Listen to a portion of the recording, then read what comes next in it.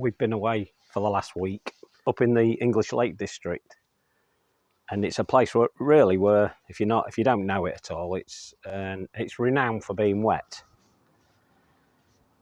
But it wasn't too bad this year. We had probably 2 days of that. But apparently down here, it never stopped raining for about 3 days solid. And when I got back, I could tell we'd had a lot of rain because of the growth of everything, and everything's looking absolutely fantastic. So what I thought I'd do is just whip around and just do a quick tour of the garden, see what's happening. So this is the gravel garden, as you all know, and the growth here is amazing. It's just looking so good. So we'll wander this way and see what's going on, see if there's out different. Well, there is a few different things because I spent quite a bit of money at Larch Cottage Nurseries, which is in the Lake District, and I bought this wisteria, and I bought it because of that flower, and that flower is so heavily scented, it's intoxicating. Now we'll show you the sign on this one because it's still on it, or the label rather, and that's the one that it is. So it's looking really nice. Now I've not decided where I'm going to put that yet, and although I've got it against that pergola, I'm not likely to put it there. I think I'm going to be putting it on the new pergola walkway that I will be building in the next few months. So I'm going to try and hold on before I put that on, and it'll end up down that area, down there, on one of the posts that will be getting put in. I'm still messing about really with plantings in these areas, but this Nyphophia is a beauty. This Nyphophia is at least 7 foot, the tallest one, and that's Nyphophia uvaria nobilis, and it is huge, and it's possibly my favourite. It's definitely my favourite largest Nyphophia, and it's looking great there. It's just stunning. You've got to give it plenty of room really. You don't want that in a small garden. Well, actually, it'd probably look great in a small garden, but it's a rather large clumping one, but it's dead easy to split. It's got so many new flowers coming up, so I suspect that'll be flowering for quite some time yet. Heleniums, it's helenium season, as we know. This is the unnamed variety. Don't have a clue. I've mentioned this one before. That's the colour we have. Really don't know what it is. And then we've got this smaller one, so that's a good contrast now. So the smaller one down there is Helenium butterpat, and it can't be no more than 1.5 foot, that one, whereas the one behind it is 5 foot, definitely. That's really nice. The sanguisorba is looking fantastic. And that's a lilac squirrel. Quite a big one. Well, quite a big flower. I've been messing about with a bamboo since I got back. I chopped a bit off of it yesterday, just a little bit, just a tiny bit from that section there, because it was starting to spoil this view, and I discussed this view on a previous video, and I said that the Mahonia on the right there had a branch that was in the way. It's now gone, so we get that view. Let's open that view up. Beautiful. That border's looking lovely. I've got a few Brunera seedlings now, and this in my opinion is probably my favourite. Probably not the best, but my favourite anyway. And it's called Alexander's Great. Quite a nice one, that. It has some lovely markings that only get better. And this is one of its seedlings. A little bit pale, that one. but I've got a better one actually down the garden. So the views I get from here are wonderful.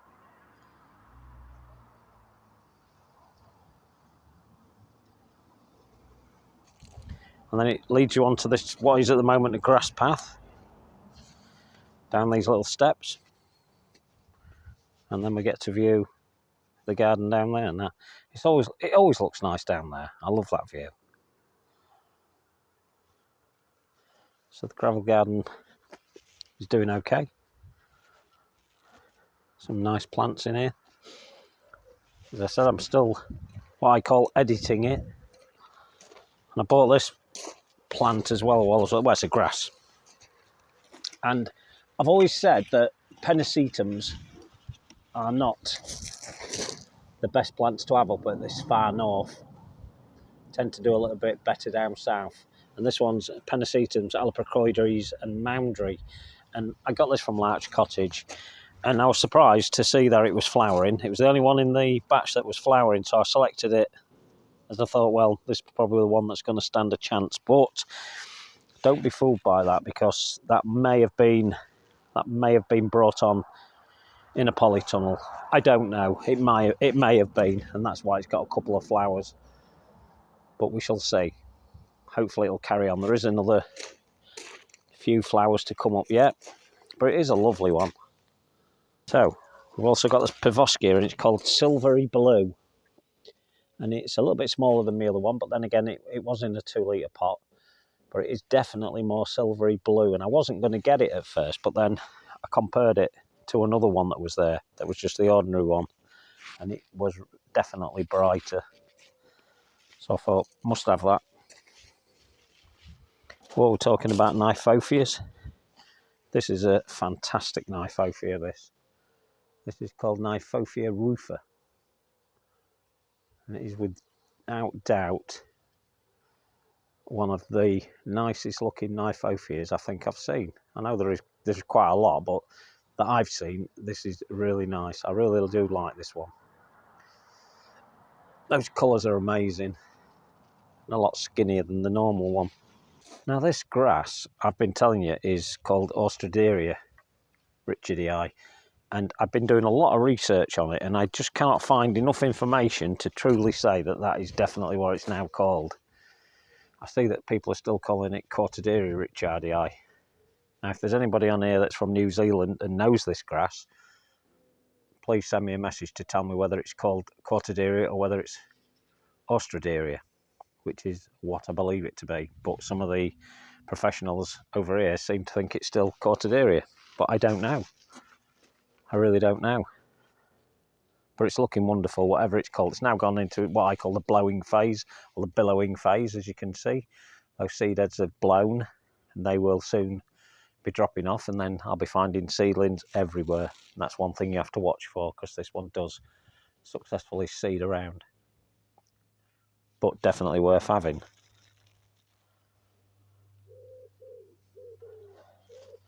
So there's Veronicastrum there, and there's also the Liatris. I talked about moving those, but I think actually I'm going to leave them. I think they're working quite nice. And I think the only problem I had was the Dormia that was actually sat there, which was causing most of the problems and holding them back. But since I've chopped that back, it's now allowed the Liatris to get going, and they look fantastic in there. This Verbena's looking brilliant. It's very, very floriferous, this particular one. It's called Buenos Aires, and it's supposed to seed true. And it seems to have. This is one of the seedlings from the original plant. And all of them seem to do really well. I was so pleased to hear that. It was absolutely raining here when we was away. There you go, there's the Miscanthus again, Lutaria riparius, and I think that's over 12 foot now. Well over 12 foot. I've not measured it, I will measure it at some point and see how big it is, but it is absolutely stunning. And on a day like today, it's more than stunning. So a while back I did a little talk on, or a little video on trees. And when I bought the Sorbus called Olympic Flame, I said I hadn't had a tree like that since I never brought with me my Sorbus Leonard Messel. While we was up at Larch Cottage Nurseries, we found it. Well, Kathy actually found it and remembered the name and remembered that I talked about it. And it's a very small tree, so I've put it here, right at the entrance of the nook, and I think it's going to really suit it because it picks up lovely on that green door. The colour of the leaf is really nice against it. Now this is a very, very small tree. Looks really nice, I like that. And it was one of my favourites, and I was pleased to find it. So I've added it to the collection. Millennials are really getting going now. This one's called Windsowl, and it means wind sail. And it'll definitely reach the top of that post as predicted. In fact, I suspect it's going to go even higher, and that rain last week would really help that. The Eupatorium's looking great now. Skinny mini. It's made 7 foot this year. I'm quite pleased to see that. And it has this lovely leaf. Part of the reason I call it skinny minis for that leaf structure. Wonderful.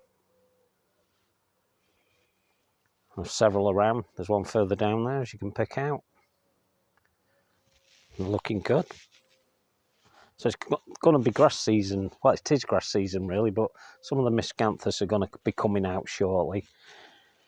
That one's Miscanthus sinensis Beth Chatto, and it's not actually sent up its seed heads yet, but this one has. This is called Kleiner Fontan. It's only just starting to come up, but there they are. That's what they look like. And pretty much all Miscanthus have this type of seed head, or flower, as I like to call them. And they're all different shades, different colours. And that one is quite a small Miscanthus in itself, but it's looking nice.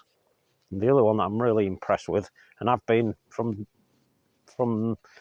the moment I got it really, is this one. This is Miscanthus sinensis, and this one again is a really stunning cultivar. It's called Samurai, and it's about to send up its flowers or seed heads. There you go. Wonderful. I've got lots of Miscanthus, so we'll do a proper video on those as we go around.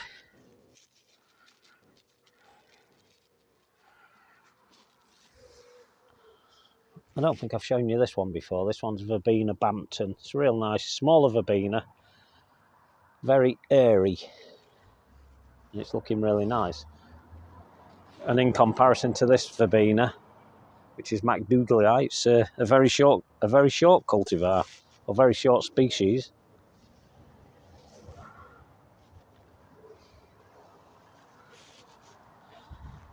I'm having a bit of a change around in little areas. And this is one of the areas where I've had a bit of a change. I used to have quite a lot, well, I had a few Deschampsias last year in this area. So that little one there, that's Deschampsia called Silver Mist, a Bressingham hybrid. And it's a lovely one, but I felt it was just dominating that area, which is what I wanted originally. But as we go along, we changed my plans. And so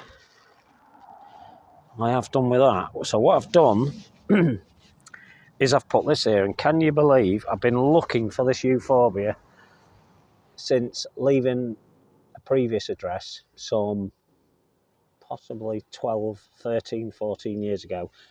And this is the one that I believe to be one of the parents of my own Malachi.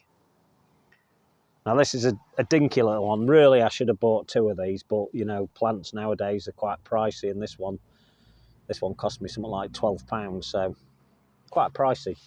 And it's called Euphorbia, and they're listing it as Cariakis, but I think it's a Wolfenii, so it's the smaller clumpers. And it's called Purple and Gold. And as the cold weather hits, this will turn shades of purple and a bit goldy. Well, the gold really refers to the flower head.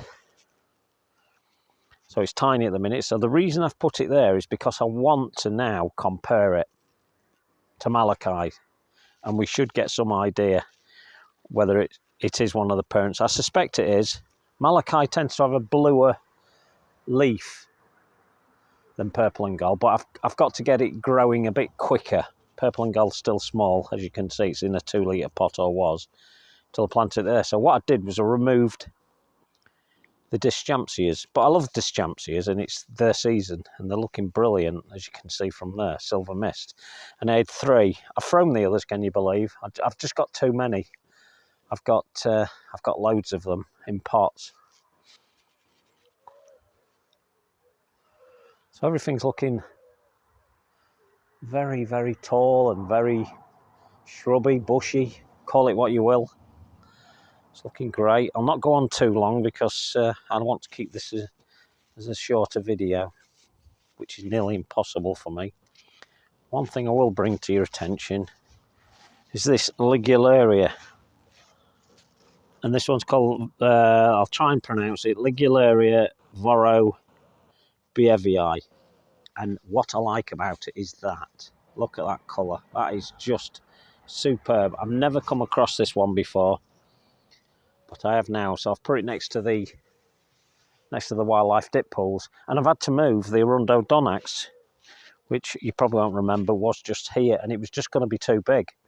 So you've got to make these decisions early on, whether you leave them or you move them. So I've moved it further up the garden. In fact, I've moved it to the left of Kathy's arbour seat in one of the borders there. And it's not the right border, I'll be honest, it's not the right border. But I will move it again as and when I find the right place for it. Or it may end up going back into a pot, because it is going to be a bit of a monster. And I love monsters, they're brilliant, I love them.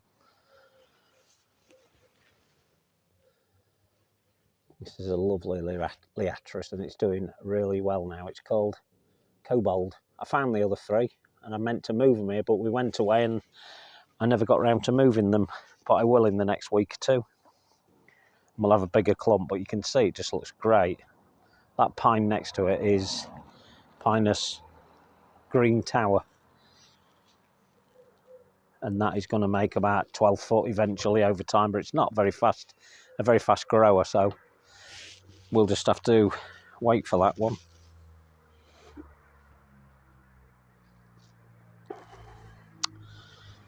So let's get down on my hands and knees for this one. This is an Astilbe, and it's a Chinensis type. And let me just put it on its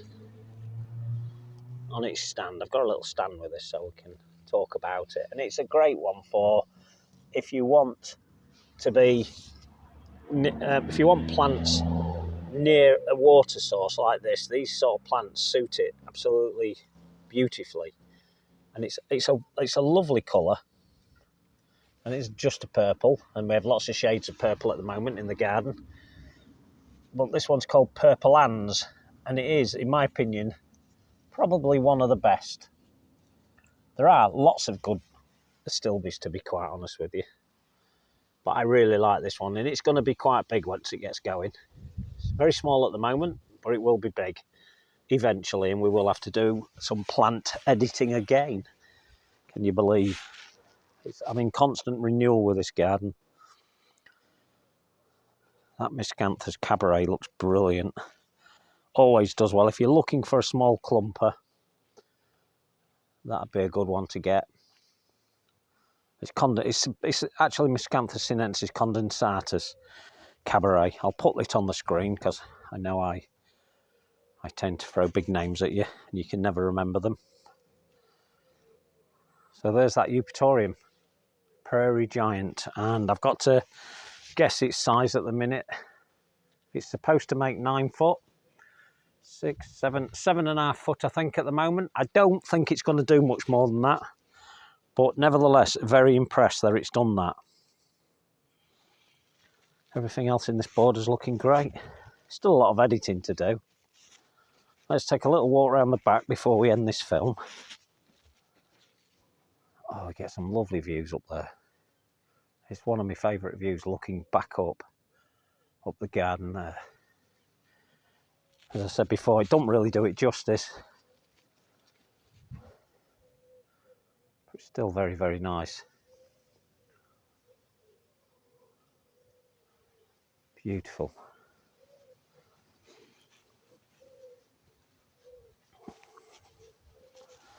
the only problem with calamagrostis is that they can get tied up into flowers, as you can see here.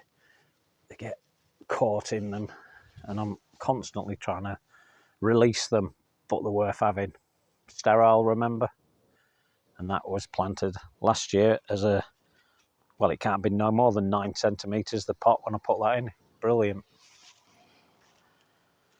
So some of the taller perennials are looking good down this border. This is the boardwalk border we're in. That's the Rudbeckia lanceneata Herbstonner. And it's going to be covered in flowers very soon. But one of the first ones, this is a funny thing with plants. A lot of plants do this. They send up the first flower well ahead of everything else, and there you go. So Herbstonner is supposed to be more of a reflexed flower, so that should go further down, really. This is Vernonia, and I'm still not 100% sure which one it is because I gave 2 away. I think it's Arkansas. So that Monarda is a new one this year, and that is Monarda Gewitterwolk. I think it translates as thundercloud. I always get it wrong. I sometimes put storm cloud, but I think it's thundercloud. And it's said to be a long flowerer, and it has been flowering for a good month now. And it doesn't seem to want to stop. It's fantastic. I love it. Everything's looking good in this border. This is the sun's starting to dip now, and it's, what is it, 7 o'clock in the evening. So the nights are pulling in, definitely. Well, this is where the grasses come into their own, because shortening days actually make the grasses grow quicker, especially the miscanthus.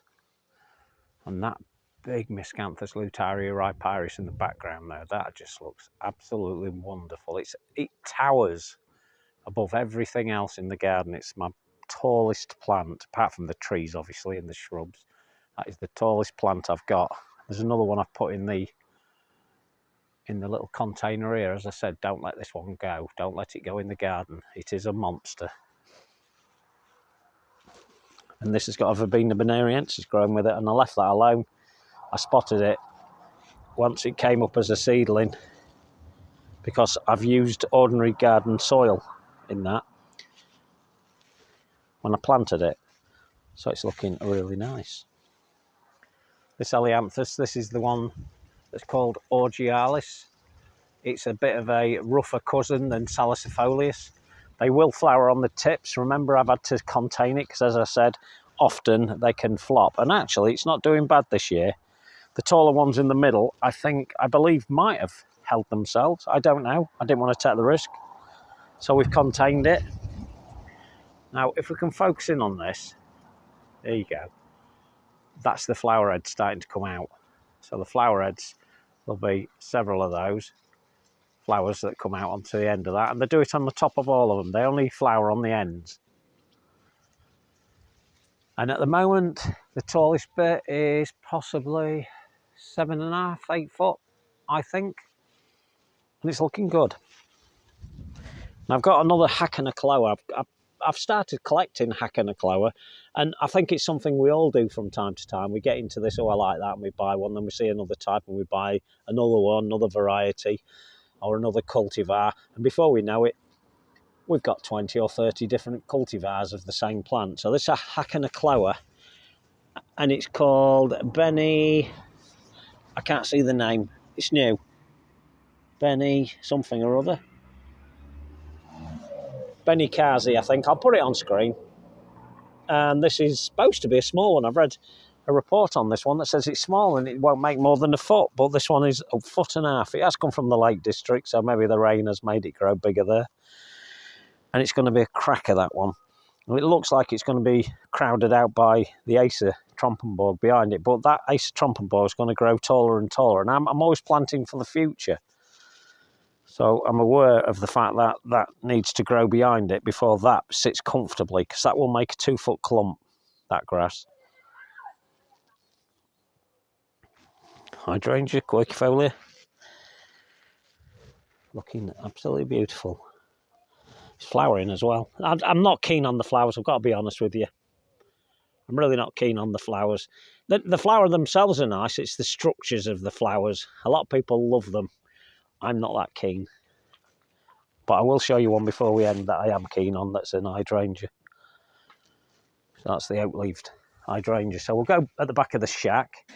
That view up there is just absolutely stunning. I love that view. So things are maturing nicely now, growing bigger, getting there.